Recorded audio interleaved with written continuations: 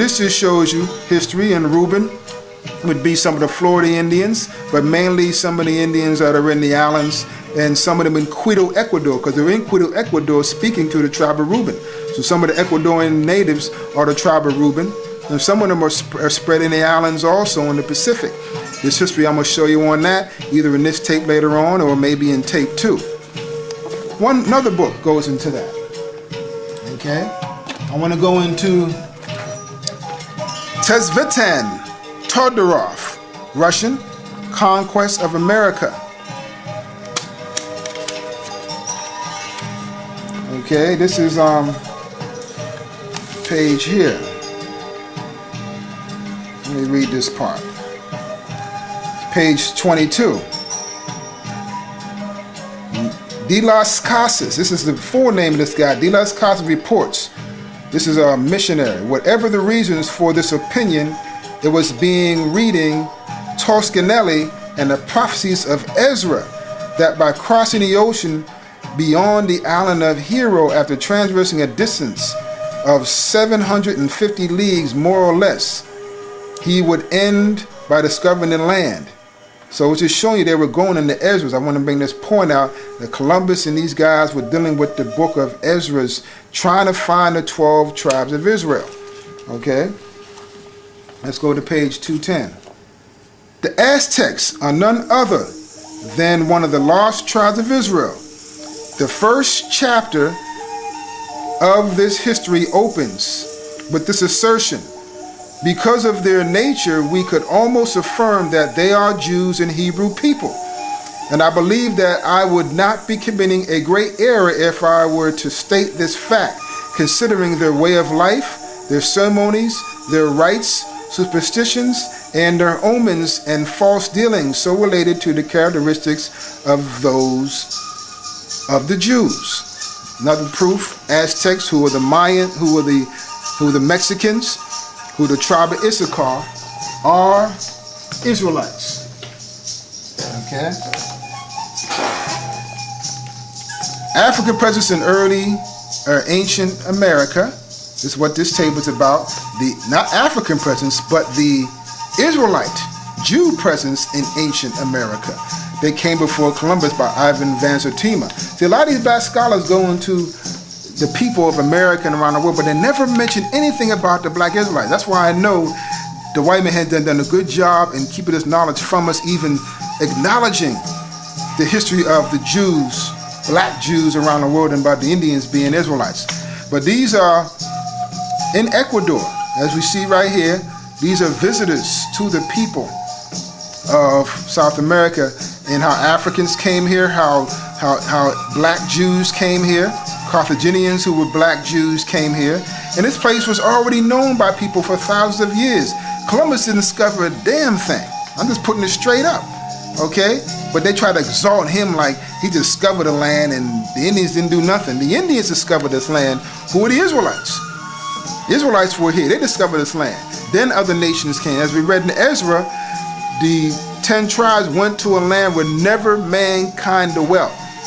They were in captivity in Assyria until around 605, when the Assyrians were attacked by the Babylonians, Persians, Medes in Egypt, and they conquered them. And during the confusion, that's why in Ezra it says, let's leave these multitude of heathen.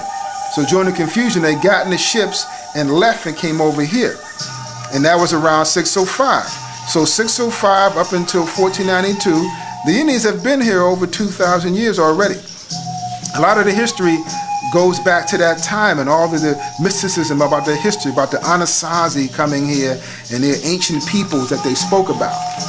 Okay, so I'm just giving you things, reference, not just mystical history, but secular, documented history of who the Indians are. Focus on the shield of David right here, in the ear of this Aztec relief statue right here, coming out from one of the Aztecs. Now, what is this? You got the shield all right? That's good. Now we're going to go down to here. Plate 14. Boat on head of Semitic figure from a stele in Campeche, which is in Mexico. Phoenician ships in late dynasty Egyptian period. I'm going to show you Phoenicians came over here back and forth. We're trading with them, living here. But you see, this is a Jew, a Jewish king. He got this. He's dressed in an ancient garb with the armbands, the fringes. Numbers 15:47. Okay, and you read about that. This is the land of Mexico. As you see, is a little town called Tula here. You see that? This is called Mexico. Now I'm going to show you Tula goes back to an ancient leader of the Israelite nation, of the tribe of Issachar, who the Mexicans are. Tula. Okay? So now we're going to go into this book. Actually, the Bible. 1 Chronicles 7:1. That's what we had, right? 1 Chronicles 7:1. Just keep it on my book, the Bible here. Make sure it's the right one. Yeah, 1 Chronicles 7:1. Let's get that. Let's go and read an ancient Mexican land named after a Hebrew personality. Now the sons of Issachar were Tula, Pua, Jashub, Shimron. Okay, makes 4. But Tula is one of the sons of Issachar. Issachar, as we read in the earlier history, are one of the tribes of Israel. Okay, so you've seen they use a U and they use an O here, but it's still looking at their similarities. Put this all in one, and you'll see these are Hebrew people. Let's go into this book, Visions of America. Of ancient America. Okay? See the great cities and towns that we once lived in. Let's see one town's name here. Tula, one of the ancient towns of ancient Mexico. Tula was founded sometime in the 10th century AD, at a time during the transition between the classical and the post-classic periods of Mexico's history. Okay? So we just go. This is a quick chapter. You get a good little pan over this, so they can read it at home later on. I'm not going to read the whole thing. Okay, I'm just showing you some things here, some points of interest. Some of these statues found in Mexico kind of remind you of the statues you find over there in Easter Island. Well, I'm going to show you that, and later on in this tape or others, that Easter Island was populated by the people of Peru and Mexico and the 12 tribes coming from America. Okay, and they came over here and populated that land. Let's go into this book right here, Ancient and Modern Britons, Volume 1. All right. Shawnees were a tribe of the Gad nation of Israel, North American Indians. We're going to get this on tape. Shawnees themselves, who assert that their forefathers were not indigenous, but came across the ocean, from whence they know not, in memory of which event they continued to celebrate a yearly sacrifice for their safe arrival in America. So this knocks out that whole thing about them coming from some unstable ice bridge up the North Pole. It's discovered, they say discovered by a Russian named Vitus Dane Bering. Okay, the Bering Strait. Well, they didn't come, they came across the Atlantic Ocean. That's how they got here. Okay, and we're going to read some more about that later on in histories. So that's proof where they came from. Let me go into more proof of that in this book. I want to bring this out because this is very important. The Lord is showing me that we have to go into about where these people came from. Okay, let me go into that over here. First, this is a conglomerate of many records that I have. This is what I was looking for. I forgot what I had. Now this is a copy of this book right here that I showed you earlier on. Okay, Feats and Wisdom of the Ancients. So you see this copy. These are copies of books I have, so when I travel, I can have this information readily available at my fingertips. So I'm going to read this right here. You got this? We are sons of Canaan from Sidon, beginning manuscript. It is written in Phoenician language, used some 500 years before the birth of Christ. In only 8 lines, it tells of a story of a voyage around Africa, of storm, human sacrifice, and salvation on the shores of what is now Brazil. So they found an ancient, writing of the Hebrews coming around Africa, like Ezra's we just read. They left Persian Gulf around Africa, across the Atlantic, as the Pawnees, the Shawnees said, and they came across the water to America. So we're linking it all up, not the white man's hearsay, but what the record that white folks said before the white man got the lie right. You know what I'm saying? He got the lie right. Now he's telling us Vitus Dane Bering and made that up. You ain't read about Vitus Dane Bering. What was that, 1817? These records go back to 1500s. But now Vitus Dane Bering, the Bering Strait. How you going to bring women and children from, they say that the Indians come from China, bring it from China, right, all across some unstable ice bridge up north, and they're not ready for all that cold coming from a warm climate of Asia and China. And it's all cold up there, coming across the ice bridge. The ice is moving. Then all of a sudden they come down through the North Pole, and I hear all the Indians here. That record was not in history. This is what the Bible says where the Indians come from. This is another record I have. This book is called Conquest of Mankind. A brother gave me this excerpt from his book. I wish I had the book with me, but this is the excerpt from the book. And it says the same thing. We are sons of the land of Canaan in Syria. You see, and it breaks down, this is actual writing of the record that they found, see, in Brazil, in Rio de Janeiro.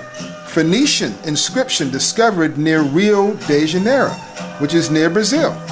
And this is what it read. This is the ancient Hebrew that we have here. I'm going to show you this here. Keep them on that. I'm going to show them some ancient Hebrew. Right here, if I can find it. Okay. This paper I put together, the ancient Hebrew, right here. This is ancient Hebrew. You'll find these scriptures all around records of the Hebrews. The language that the Indians spoke is derived from Hebrew. The white man is not speaking the pure Hebrew. It's a little bit of Hebrew, a little bit of Russian, little bit of German. They even tell you that when you study Yiddish. It's not pure Hebrew. But the Indians, if you want to check pure Hebrew, check the Quechua language of the Mexicans and the Natal language of the Mayans and the Indians' dialects and the Iroquois and the 5 nations. That's the true Hebrew. It's been broken up through dialects. Because you look at when we came here as slaves, the whites and us later on spoke English. We're taught English.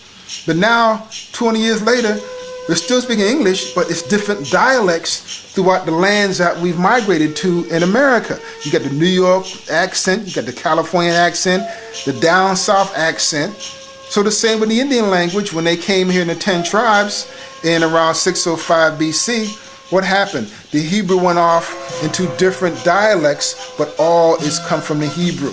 So the white men try to say the Indians all spoke different languages. No, it was only one tongue, but different dialects of the Hebrew. The same way English is spoken over all of America, but you go different lands, you have the old Texan dialect, but it's still English. The New York dialect. You see, you have the California dialect. So that's just common sense. I'm going to show you this Hebrew. This is the Hebrew invented by Ezra right here. Ezra invented this Hebrew over on this side in the 5th century. This is what the white man uses. But this is what the Indians use. You'll find Hebrew writings amongst them. The white men destroyed a lot of this stuff. Okay, so I want to go to more historical documents proving the history of the Hebrews. Okay, the black Israelites being Hebrews. Okay, let me go into this book right here.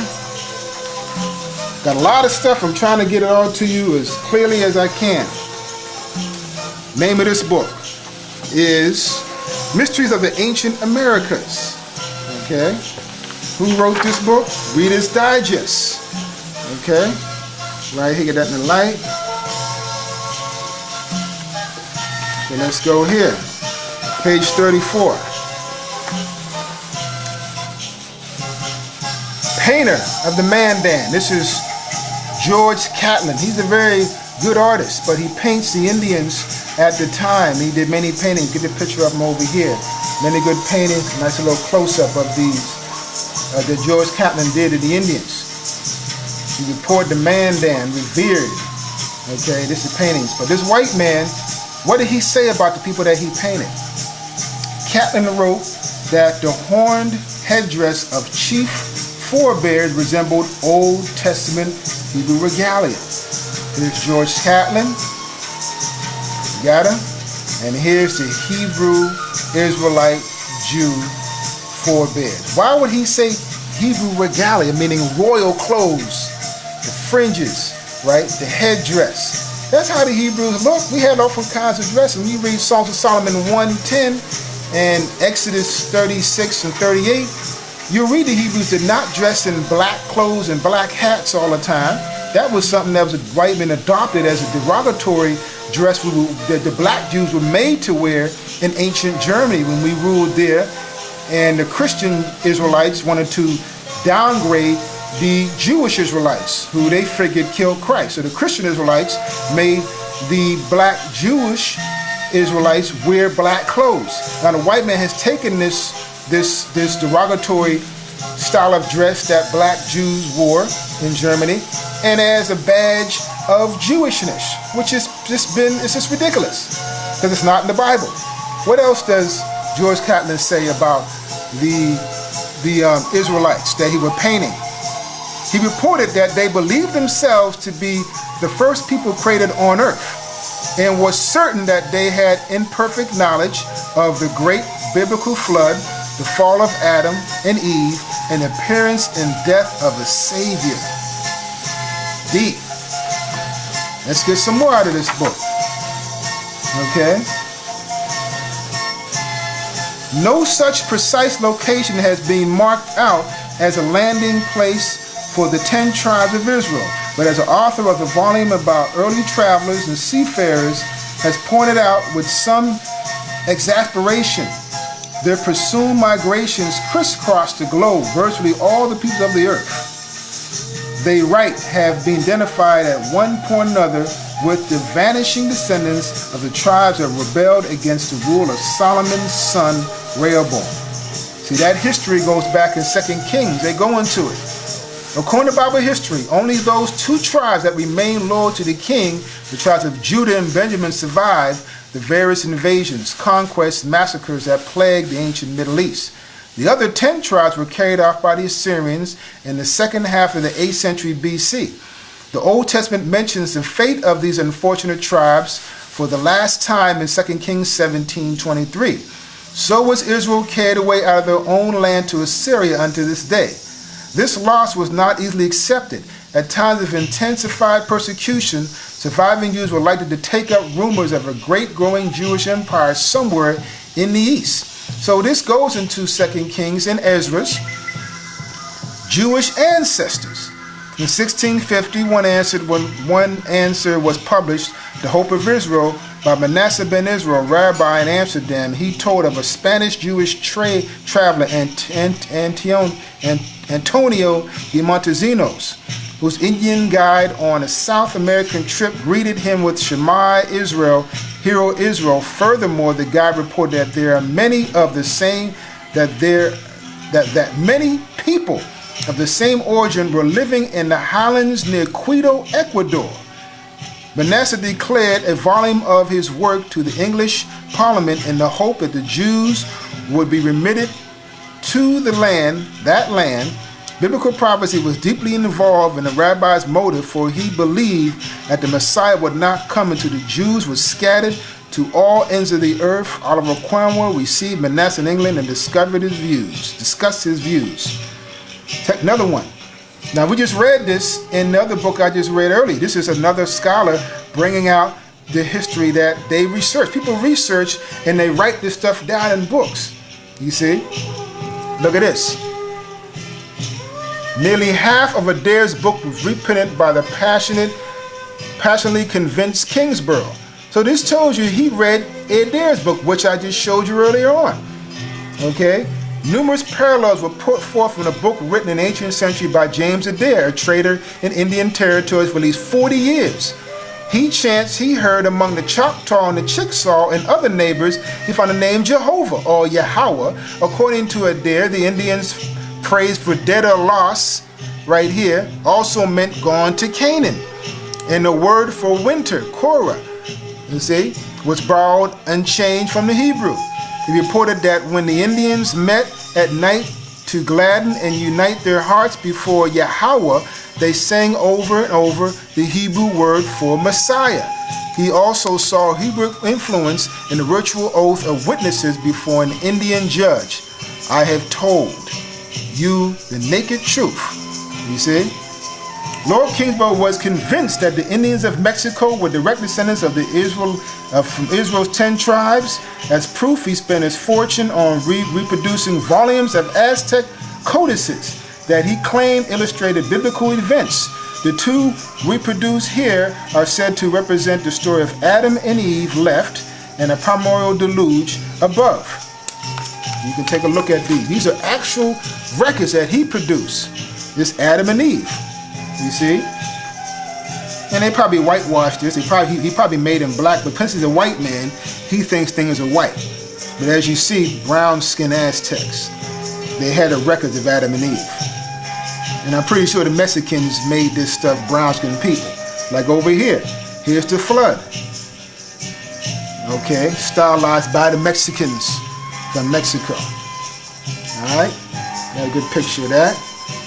These are records, man. We're not dealing with what the white man's saying. We're dealing with what's proven and what white folks said before the American white man today made the lie. It would be comforting, it might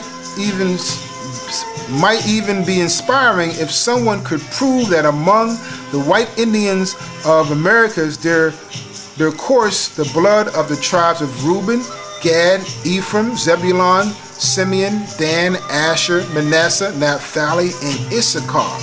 See the lie they put in there? The white Indians? Okay, so we know the Indians are brown-skinned people. We know that. But the white man just tries to make everybody white.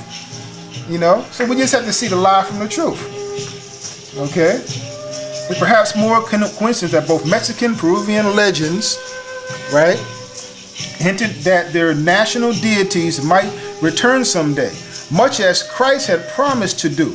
Could there have been an early Christian missionary who spread the teachings of